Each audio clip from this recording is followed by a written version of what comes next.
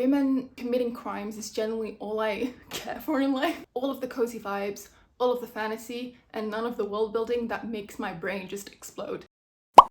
Hi, and welcome back to my channel. As you can tell by the title of this video, today is going to be a good old-fashioned book haul. I was in Antwerp a few days ago because I was having dinner with a friend of mine and I had some time to kill, so I decided to hit up some of my favorite bookshops. The plan was initially to get two particular books, and I ended up leaving with one that I did not need, as you do. To complete the book haul and make it a bit more expansive than just one book, I decided to include some of the books that I've purchased over the past few weeks because it's my birth month. I was born on February 5th, so I bought some books as a treat to myself, so hopefully you'll be able to enjoy this book haul nonetheless. Before getting into it, I do want to say there's currently a storm outside because obviously the second video I film on this channel, there has to be an actual storm going through Belgium. So if there's a change in lighting, if there's a change in lighting or if there's a lot of noise in the background, that's why.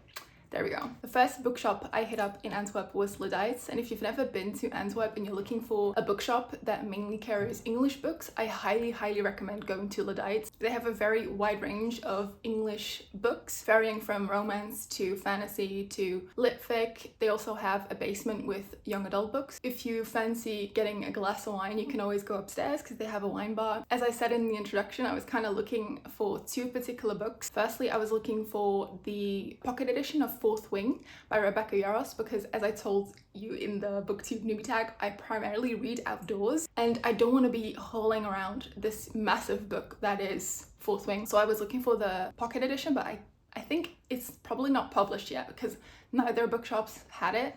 And the other book I was looking for was the Breakup tour, which is supposedly a book very much inspired by a certain blonde singer who is currently on a massive world tour.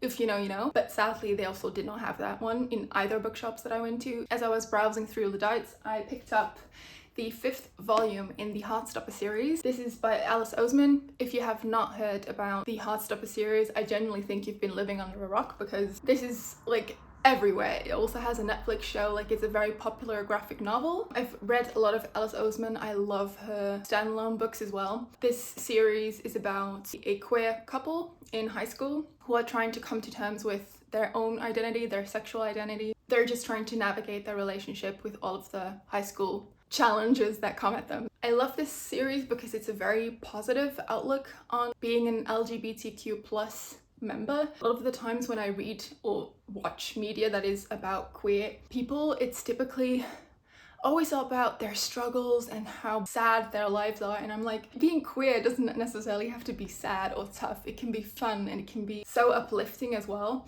Although there are some obviously struggles in their lives, they eventually always come out on top, and that's what I love about the Heartstopper series. So definitely a recommendation if you're looking for a graphic novel that is cute, that is quirky, and that is also queer. The second bookshop I hit up was Standaard Boekhandel. They're basically the largest bookshop chain in Belgium, and especially the store in Antwerp has a very large English section. So typically whenever I'm in Antwerp, I just go straight to Standaard Boekhandel, go upstairs and go to the back of the store because that's where all of the English books are. Like I said, I didn't find Fourth Wing or the Breakup tour, but I do want to go over some of the books that I got there a couple of weeks ago because, like I said, it was my birthday trip and I just let loose. The first book I picked up is The Wisteria Society of Lady Scoundrels by India Holton. At the time, I was listening to Sophie Irwin's The Lady's Guide to Fortune Hunting and The Lady's Guide to Scandal, and I loved those two books. I typically do not read many Victorian or Regency era books. The last thing that I've heard about that genre is the Bridgerton books, and I've never heard any good things about the Bridgerton books, so I was like, I don't know if I want to get into this genre at the moment. But then those two audiobooks completely changed my mind, and I was like, okay, I need to try something else within this genre of Regency Victorian rom-com. So this book is about this Victorian society of ladies, lady scoundrels, who spend their time pickpocketing and blackmailing and basically doing every criminal nefarious activity that you could be doing back in the day. Women committing crimes is generally all I care for in life. I thought that was just such a fun take on the Victorian tropes. The lady that we follow in this book is one of those lady scoundrels, and one day she gets targeted by a very handsome assassin, and they have to, I guess, figure out this mystery together, and they fall in love, yada yada yada. Very, very excited about this. Sounds great. Bridgerton meets Peaky Blinders. What else can I ask for? So hopefully this will be a good one.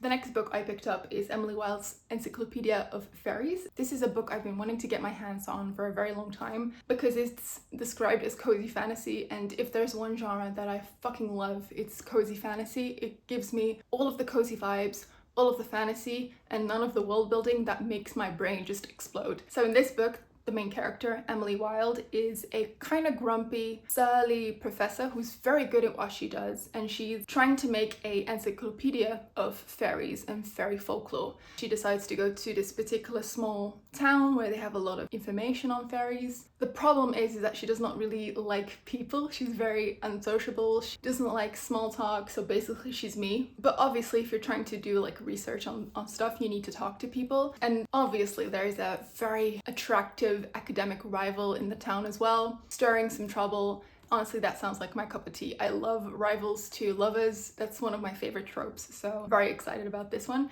The next book I picked up was Rouge by Awad. I absolutely adored her previous book, Bunny, which is basically a Mean Girls meets horror meets a very, very cultish kind of environment. Kind of a satire about toxicity that is female friendships and especially like certain group dynamics. This book is supposedly a horror retelling of Snow White and criticizes beauty ideals, beauty standards. We follow this woman who's like obsessed with skincare, all of the beauty girls she watches on YouTube, and she kind of has been taught to do that and to care about her appearance from her mother. Now one day her mother passes away. At the funeral, this random woman apparently offers her this tantalizing, extraordinary spa experience, and when she gets there, a lot of things get revealed in terms of her own twisted beauty ideals and that of her mother's. So I'm very curious. It sounds right up my alley. I really hope I'm gonna love this one as much as I loved Bunny. Rouge by Awad.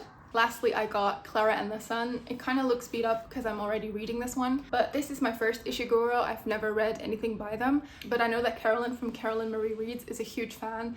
And when I read the synopsis of this one, I was like, okay, this is right up my alley, because it's like kind of Black Mirror-ish in the sense that it's about Clara, who's an artificial friend, aka a robot, and we follow how in this society she becomes this servant slash friend to this girl. Don't mind my house just being completely torn down by the storm. She describes her time at the store and being basically offered to customers to then eventually being bought by this family, this mother, and more particularly her ill child. Clara gets basically swept up into this family and learns more about both the child that she has to kind of care for slash be a friend of, and the family and all of the complicated relationships that are within this family, but also what happened with the child in particular, because they're ill but we don't really know why. And yeah, I'm like halfway through the book. Cannot tell if I like it as of yet. It's going a bit slow for me, but hopefully the book will start unveiling a bit more about what happened to the child. I'll make sure to like review it on Goodreads or Storygraph when I finish it, but that was Klara and The Sun.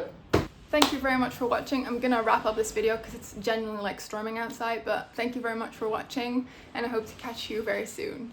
Bye!